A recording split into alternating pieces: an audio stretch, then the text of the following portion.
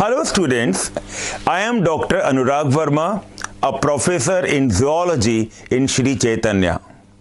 I have been doing the chapter Human Reproduction.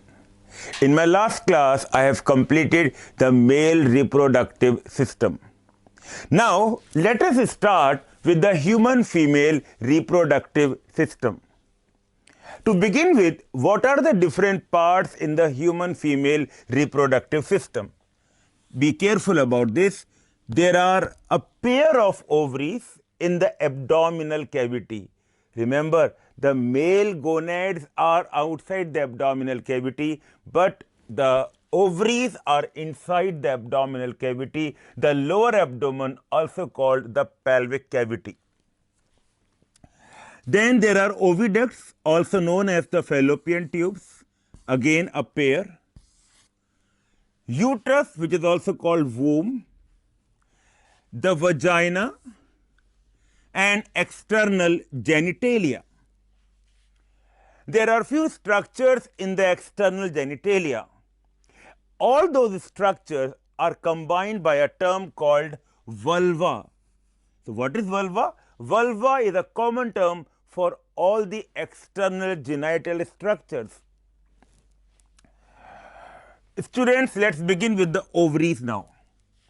We know that they are the primary sex organs in female.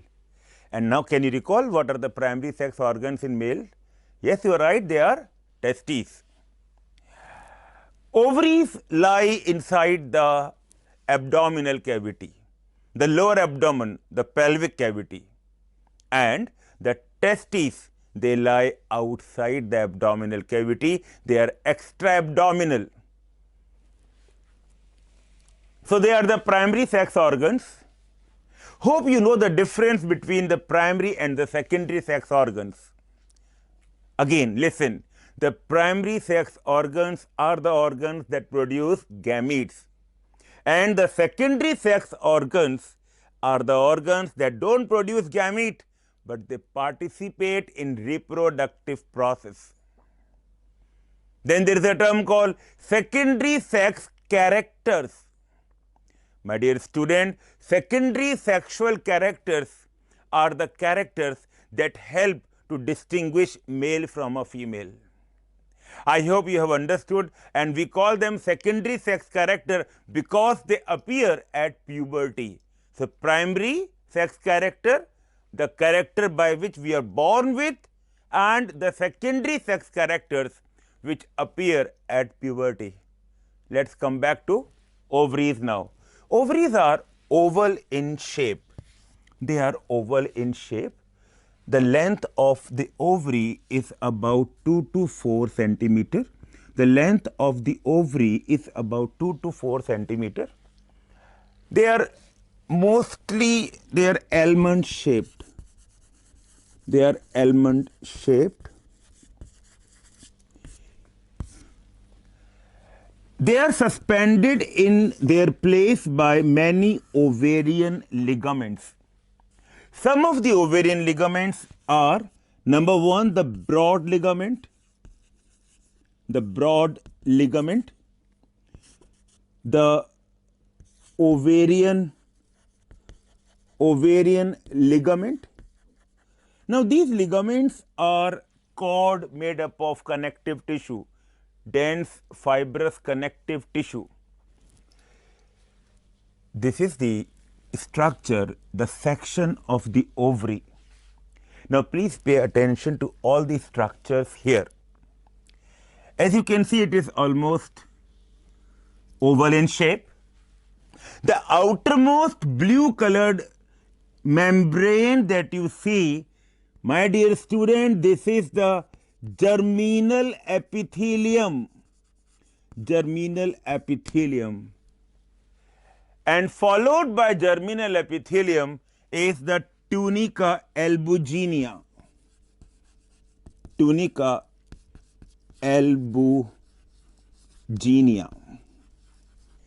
What is a tunica? Tunica means wall, coat. Tunic means a coat. Tunica is a word obtained from tunic. Tunica albuginea, alba means white. Tunica albuginea is made up of white fibrous connective tissue. It is a main capsule, main structural part. And remember, the same term we have used for a capsule in the testes also. Testes was covered by 3 coat: tunica vaginalis, tunica albuginea, tunica vasculosa. So here is tunica albuginea, only 1 coat here. Outermost is the germinal epithelium. Now, we should not get confused here, and I think you will find this very unusual, very weird. Germinal epithelium is made up of tubercle cells. These are the cells which divide to form oogonia, and then they divide to form, they ultimately mature to form the ovum.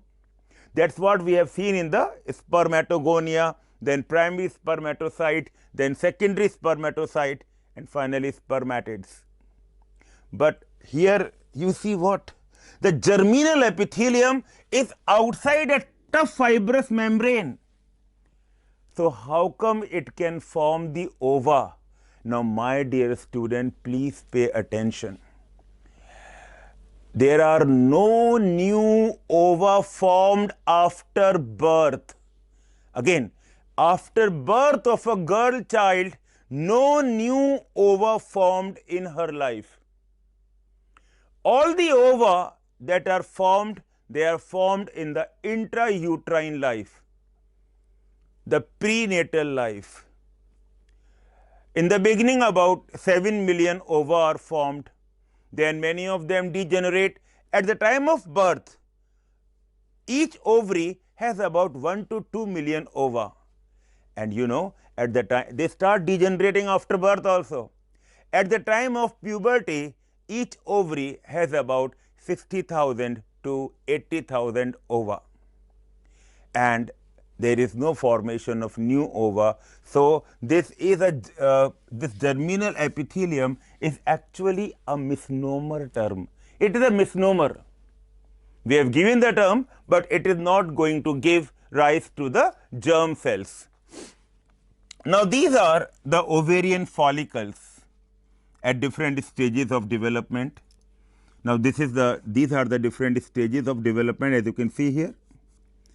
This is the primary follicle. The primary follicle, I told you, each girl child is born with about 1 to 2 million primary follicle in each ovary. Now, what you see here is the outer part, which is called the ovarian cortex, and the inner part is the ovarian medulla. Just like any other tissue, any other organ, outer peripheral tissue cortex, inner tissue, the core tissue is medulla. In the ovarian cortex, where cortex, in the ovarian cortex, you see these are the stages of development of the follicle. This is a primary follicle. A girl child is born with about 1 to 2 million such primary follicle in each ovary.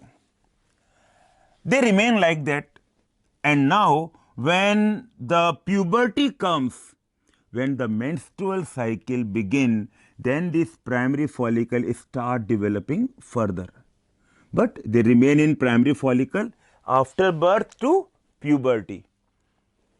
Normally 12 to 14 years of the age of a girl.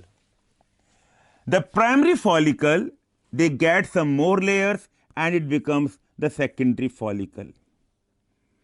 Then it gets one cavity here, a cavity develops here, and now we call it a tertiary follicle. A cavity develops. This cavity is called antrum. Antrum. Cavity is called antrum. And this is a fully developed ovarian follicle. We have a term for the fully developed ovarian follicle as the Graafian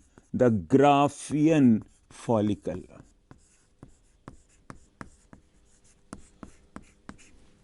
The Graafian follicle is the fully developed. Main difference is this blue colored membrane that I have shown by blue color, and this membrane is called zona pellucida.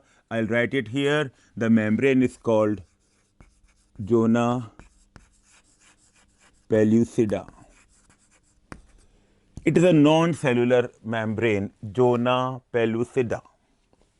And this is a complete structure which is called the Graafian follicle. Approximately the middle of the menstrual cycle, due to certain changes in the hormones, what happens? This oocyte, which is shown inside this oocyte comes out, and this process is called ovulation. And I have shown here the rupture. Yes, you are right. The Graafian follicle ruptures, even the ovarian wall breaks, ruptures, and then the ovum comes out along with these friendly cells known as the granulosa cells. These cells surround the ovum. This is the ovum here, and ovum also undergoes changes, completes the second meiotic division during the menstrual cycle, the details of which will be dealt in menstrual cycle. Right now, only the terms you should know.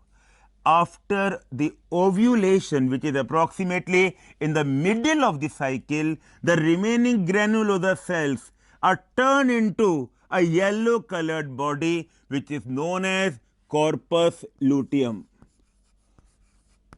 Corpus luteum. You cannot see there, I am just writing corpus luteum here, and a yellow colored body called corpus luteum.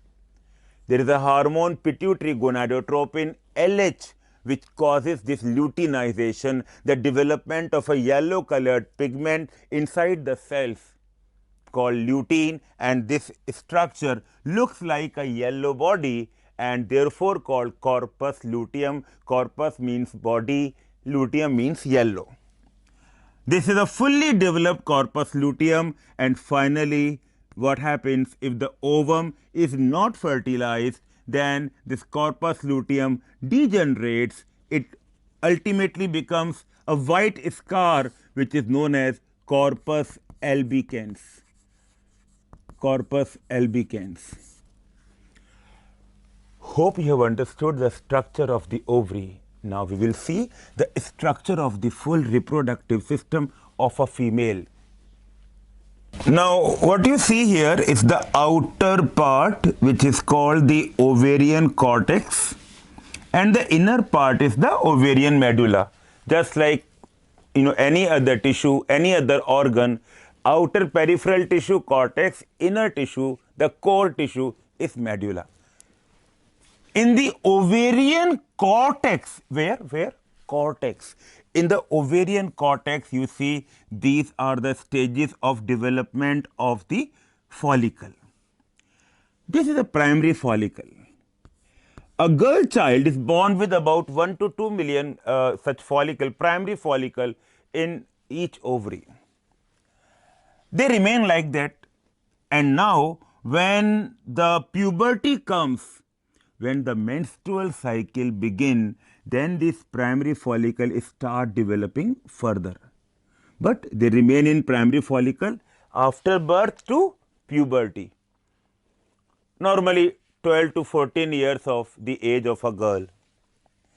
The primary follicle, they get some more layers and it becomes the secondary follicle. Then it gets one cavity here, a cavity develops here, and now we call it a tertiary follicle. A cavity develops. This cavity is called antrum. Antrum. Cavity is called antrum. And this is a fully developed ovarian follicle.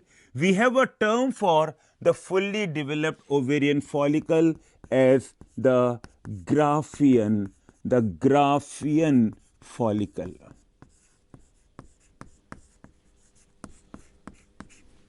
The Graafian follicle is the fully developed.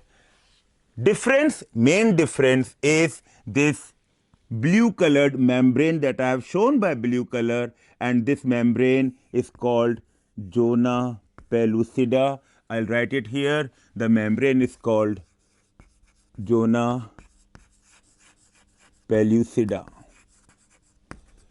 It is a non-cellular membrane, zona pellucida. And this is a complete structure which is called the Graafian follicle. Approximately the middle of the menstrual cycle, due to certain changes in the hormones, what happens? This oocyte, which is shown inside this oocyte comes out, and this process is called ovulation. And I have shown here the rupture. Yes, you are right. The Graafian follicle ruptures, even the ovarian wall breaks, ruptures, and then the ovum comes out along with these friendly cells known as the granulosa cells. These cells surround the ovum. This is the ovum here, and ovum also undergoes changes, completes the second meiotic division during the menstrual cycle, the details of which will be dealt in menstrual cycle. Right now, only the terms you should know.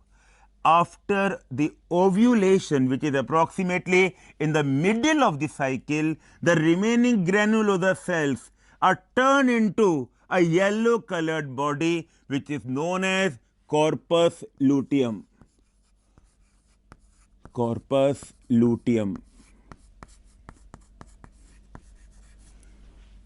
You cannot see there, I am just writing corpus luteum here, and a yellow colored body called corpus luteum.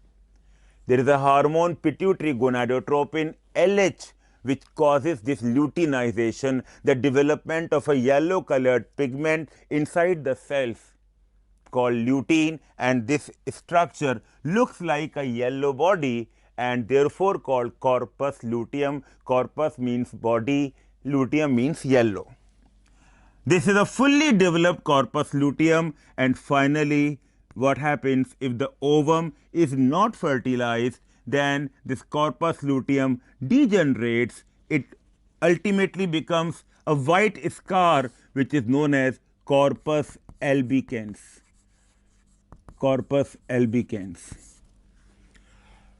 Hope you have understood the structure of the ovary. Now we will see the structure of the full reproductive system of a female. Dear students, this is the diagram of the female reproductive system. Let us see what are the parts. Now as you can see, this is the main part called the uterus. These are the oviducts, ovary, ligament which hold the ovary, and this is a sleeve-like structure called vagina. Let us take the structure one by one. So this part is called the uterus. This is the fundus of the uterus, which is the most common site of implantation. This is the main body of the uterus, and this part, the neck of the uterus, is called the cervix of the uterus. Uterine cervix. Remember, cancer of cervix are the most common cancer in Indian women, particularly in the rural India. Most common cancer in Indian women is cancer of the cervix. So these are the fallopian tubes. As you can see, one pair of fallopian tubes. The parts of the fallopian tubes are, this part of the fallopian tube is called isthmus. This dilated part is the ampulla, and my dear children, please note down, this is a very important question, that this ampulla is the site of fertilization. It is a site of fertilization. Fertilization. So once again, the parts of the fallopian tube or the oviduct: isthmus, the narrow part; dilated part, the ampulla; and this funnel shaped part called the infundibulum. Infundibulum has got finger like projections, and these projections are called fimbriae. fimbriae. Now, when the ovum is released during ovulation, these fimbriae, they capture the ovum and then they direct the ovum in a hole which is present in between the fimbriae, and this hole is called ostium, and the ovum enters the fallopian tube through that opening called the ostium. So, you can imagine the fimbriae, the infundibulum, like the end of the infundibulum is rim like, and the fimbriae are at all the outer end of that rim, and they keep on moving. At the time of ovulation, their movement become even more vigorous, and then they hold they capture the ovum and direct it into the ostium. The ovary, and this ligament which connect the ovary to the wall of the uterus is called the ovarian ligament. Ovarian ligament. A ligament which connects the ovary to the fallopian tube. A ligament which connects the ovary to the fallopian tube. This is called the broad ligament. Again, this is called the broad ligament. Broad ligament. Ovarian ligament, broad ligament. These are the two main ligaments that hold the ovary in its place in the pelvic cavity. This is the lumen of the uterus, the uterine lumen. This is the inner opening of the cervix and the outer opening of the cervix. This canal inside the cervix is known as the cervical canal. Cervical canal. Along with the vagina,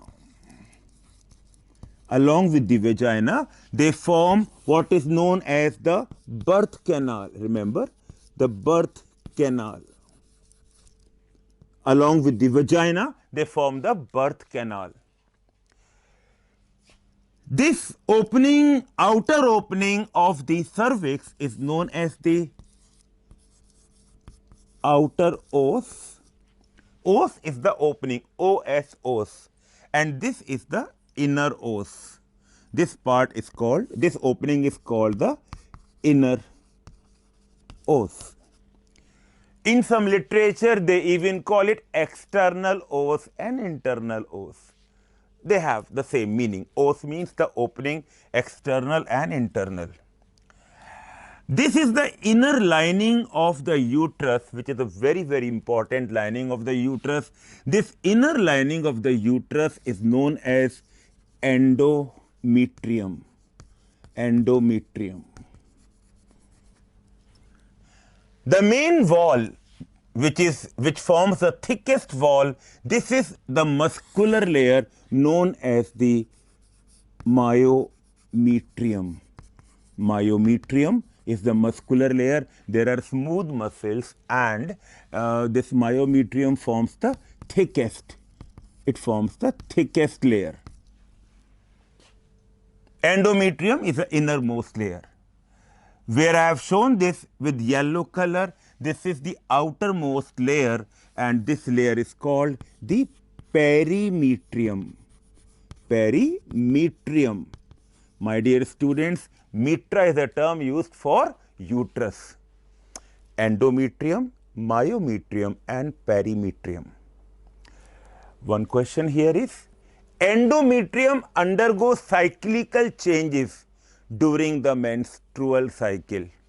Endometrium undergoes cyclical changes during the menstrual cycle.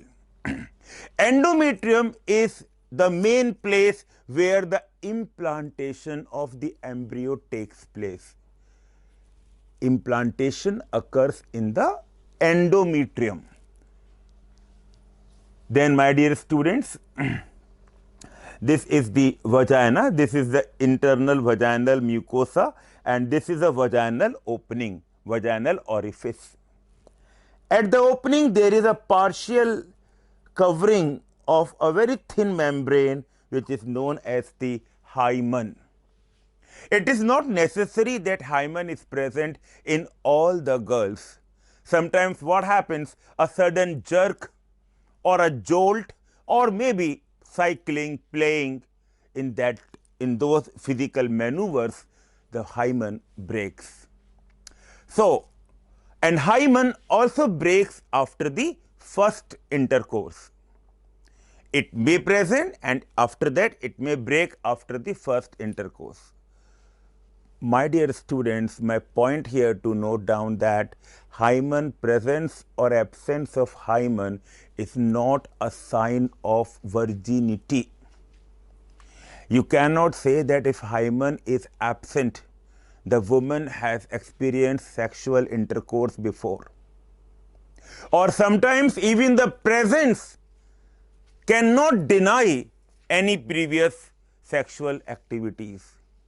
So, please remember, because this is a myth in the society, and I hope you have understood all the structures and the details. Let us now come to the later part of female reproductive system. After the structures of the female reproductive system, students, please come to this point. Now, as I told you, I am summarizing about the oogenesis, which is the formation of gametes in females. Point number 1, it begins in the intrauterine life, in the prenatal life, before birth life, begins in the intrauterine life. Intrauterine life. Point number 2, the egg cells are surrounded by other friendly cells known as the follicular cells or granulosa cells. They form a bunch of cell which is known as the follicle. So, the follicle in the beginning called primary follicle,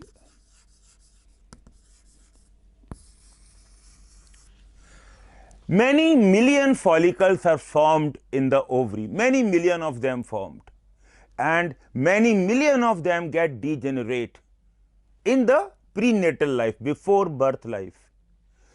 At the time of birth, there are about 1 to 2 million primary follicle in each ovary. Per ovary, 1 to 2 million. And about 6 to 7 times they are formed earlier in the intrauterine life, and many of them degenerate. This degeneration of the follicle is called follicular atresia. Follicular atresia. My dear students, it is normal in a woman, in a girl, or in the embryo of a woman of degeneration of the follicle. So, degeneration is not something abnormal, it is a normal physiology. So, many of them, they become atretic, 1 to 2 million at the time of birth, After that, after the birth of the girl, many million of them, they degenerate. So, now at puberty, this primary follicle number is reduced to 60,000 to 80,000 each ovary, per ovary, 60,000 to 80,000 per ovary at the time of puberty. Now, the menstrual cycle begins in the girl at puberty, and cyclical changes occur in these in the ovary, in the follicle. The follicle undergoes certain changes, it becomes secondary follicle, then tertiary follicle, and then this is structure the complete Graafian follicle.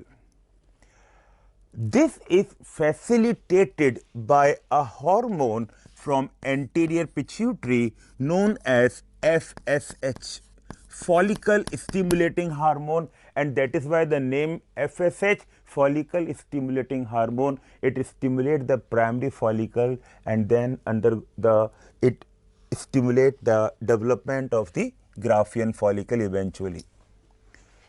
My dear students, also remember that even after puberty, many of these follicles, they undergo degeneration called atresia, follicular atresia. Can you think of between 15 to 45 years, which is the common reproductively active girl's life, approximately each menstrual cycle is of 1 lunar month, around 1 month. So, 1 ovum in 1 month. Can you think of how many maximum ova a woman can make? Maximum ova. Try to get the answer. 1 month, 1 ovum. 12 months, 12 ova. And now you have the puberty appears at 15 years of age, and the completion of the or permanent cessation of the menstrual cycle, which is called menopause, which occurs at around 45-50 years of age. So, we are taking on an average 15 to 45 years in a girl, and every month there is a cycle, every month there is ovulation. Normally, ovulation or menstrual cycle cease during pregnancy, but we are taking the maximum possible value. Think of the answer, how many ova a woman can make. We will discuss the answer at the end. Right now, my dear student, try to understand this structure. It is a mature Graafian follicle. It is characterized by a fluid filled cavity called the antrum. Now, these are the external theca. Theca means wall. Theca means wall. The outermost is theca externa, and then the inner one is theca interna. Outermost is externa, innermost is interna. Then this yellow colored, this is the basement membrane, and what you see here, these are the follicular cells or granulosa cell. Now, this red pink color structure that you see here, this is the secondary oocyte. This is the nucleus of the secondary oocyte, and this pink line that I have drawn here, this is the plasma membrane called oolemma. Oolemma. This blue colored line that you see is a non-cellular membrane, an important membrane around the ovum, and this is called zona pellucida. Zona pellucida. And this mass of cell, this solid mass that you see, which is projected inside the antrum, this mass of cell, which cell? Follicular cell or granulosa cell, which is holding the ovum, this is called cumulus oophorus. Cumulus oophorus. When the ovulation takes place, the ovum, the zona pellucida, and some surrounding cells, they are also released along with the secondary oocyte. The external genitalia of a female. I told you earlier, the external genitalia includes the following structures, and there is a term called vulva. So, vulva is an alternate term for external genitalia. The structures or the parts of genitalia are the mons pubis. Now, this is a fatty mound. It is covered by skin and pubic hair. So, these are the pubic hair, it is a fatty mound. Then these are two fleshy lips called labia majora. Now, labia majora is outer side, bigger one, majora, and enclosed by labia majora is this inner fleshy fold, which is called labia minora. Now, please see at the anterior end of labia minora, this small finger like projection, this is known as clitoris. Clitoris, very, very important, it is clitoris. It is homologous to male penis. Homologous to male penis, clitoris, and clitoris is at the anterior end of labia minora, not majora, minora. At the posterior end, the labia minora are fused at this end, and this is known as fourchette. Very important, fourchette. The posterior end of labia minora is fourchette. Now, this is the anal opening. This entire area is known as the perineum. Perineum, this area which is between the labia minora and the anus, this is called the perineum. Now, come inside the labia minora. Inside the labia minora, all this entire area, this is known as the vestibule. This is called the vestibule. This complete is a vestibule, and vestibule has the following openings. The biggest opening, the vaginal opening, which is partially covered by hymen. Then another opening called the urethral orifice. It is the opening of the urethra, and through it urine comes out. Now, around the urethral opening, there are small, tiny openings of many glands, small glands known as the paraurethral gland. Paraurethral gland, and there are two bigger glands. These are called the Bartholin gland, and there are two glands with two openings on the two sides, on the either side of the vaginal opening. So, on the either side of vaginal opening, there are greater vestibular gland known as the Bartholin glands, and the lesser vestibular are the paraurethral gland. These openings around the urethral orifice. Hope, dear students, you have understood the entire structure. These are the parts of the vulva. With this, we come to the end of the female reproductive system. Dear students, let's have a quick recall of all what we have done today. Now, we started with the parts of the female reproductive system. This class was for female reproductive system. All the parts of the female system. After that, we have taken the ovary, the detailed structure of the ovary, followed by the internal anatomy of the female reproductive system. The main organs, the ovary, the uterus, the vagina. After that, we have taken the structure of a mature follicle known as the Graafian follicle. Finally, we have seen the external genitalia and the different parts of the external genitalia, mons pubis, labia majora, labia minora, and fourchette, vaginal opening, and the opening of these accessory reproductive glands in female. Thank you so much.